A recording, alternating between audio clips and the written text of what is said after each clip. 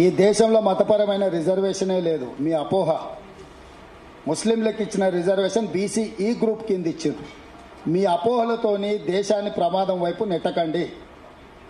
ABCDE D వరకు ఈ వరకు రిజర్వేషన్లు ఉన్నాయి. బీసీ ఈ గ్రూప్లో వాళ్ళకి రిజర్వేషన్లు ఇచ్చారు.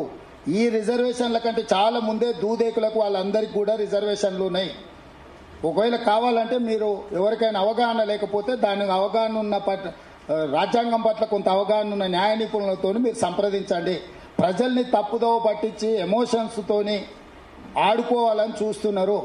ఇంత మాట్లాడే వీళ్ళు గోవధకు వ్యతిరేకమైన వాళ్ళు.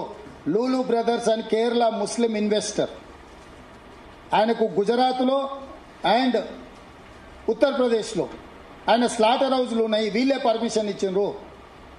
సో వీళ్ళు చెప్పేదానికి చేసేదానికి ఇలాంటి పొంతన లేకుండా వ్యవహరిస్తున్నారు. ఇప్పుడు క్లియర్గా గోల్వార్కర్ గారు రాసిన పుస్తకం లైబ్రరీలు ఉంది కదా ఆర్ఎస్ఎస్కు, అది తప్పిదమంటారా మోహన్ భగవత్ గారు? వైద్య గారు ఇచ్చిన స్టేట్మెంట్ తప్పు అంటారా? ఒకవేళ తప్పైతే చర్యలు తీసుకోమని నరేంద్ర మోడీ గారు ప్రభుత్వంలో ఉన్న స్పీకర్ గారు, క్యాబినెట్ మినిస్టర్ గారు చాలా మంది ఒక ఇద్దరిద్దరు కోట్ చేసిన జస్ట్ ఎందుకంటే మీకు భారతీయ జనతా పార్టీలో నరేంద్ర మోడీ ప్రభుత్వంలో ఉన్న వాళ్ళు ఏం మాట్లాడిండ్రని. సో వాటిని కప్పిపుచ్చుకొని మీరు ఆనాడు వాళ్ళ మీద ఏమన్నా చర్యలు తీసుకుని ఉంటే ఇట్లాంటి చర్చకే తావు లేకపోవు. మీరు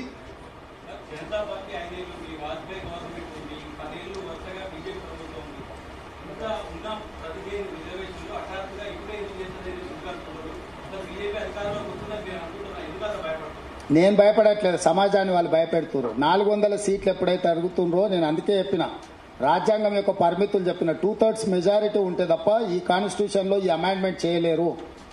50% పైగా రాష్ట్రాలలో ప్రభుత్వాలు ఆమోదిస్తేనే రాజ్యాంగం ఇదవుతుంది. అందుకే వాళ్ళు 8 రాష్ట్రాలల్లో ప్రతిపక్షాలు ఎన్నుకున్న ప్రభుత్వాలను కూలగొట్టారు. ఇప్పుడు 400 సీట్లు గెలవాలని అన్ని రకాల దుర్వినియోగాలకు పాల్పడుతున్నారు. గతంలో ఏ రోజు కూడా ఎన్డీఏ ప్రభుత్వంలో కూడా వాజ్పేయి గారికి 182 సీట్లు మాత్రమే ఉండే. ఏ రోజు కూడా వాళ్ళకి సింపుల్ మెజారిటీ కూడా లేదు. ఇతర కూటముల మీద ఆధారపడి దేశంలో 2-3 రాష్ట్రాలలోనే ప్రభుత్వాలు ఉన్నాయి ఆ రోజు. కాబట్టి ఆ రోజు వీళ్ళు అనుకున్న ఆ ఆలోచనను అమలు చేయడానికి రాజ్యాంగమైన పరిమితులు అడ్డుపడ్డాయి. ఈ రోజు అవన్నీ దాటుకుంటూ వచ్చి ఇంకెట్లయినా చేయాల్సిందే, ఈ విధానాన్ని అమలు చేయాల్సిందే. అందుకే 400 సీట్లు కావాలని అన్ని అరాచకాలు అభ్యర్థులను భయపెట్టించి ఉపసంహరించో చేసుకొని ఏకగ్రీవం ఎన్నికలు చేసుకుంటారు. ఈ కాలంలో ఈ దేశంలో వార్డు మెంబర్ కూడా ఏకగ్రీవం అవడం అంత ఆషామాషి కాదు. ఇద్దరిద్దరు ఎంపీలు ఏకగ్రీవంగా ఒత్తిడి తీసుకొచ్చి బీజేపీలు అవుతున్నారు అంటే ఏం జరుగుతుంది దేశంలో మీరు ఆలోచన చేయండి.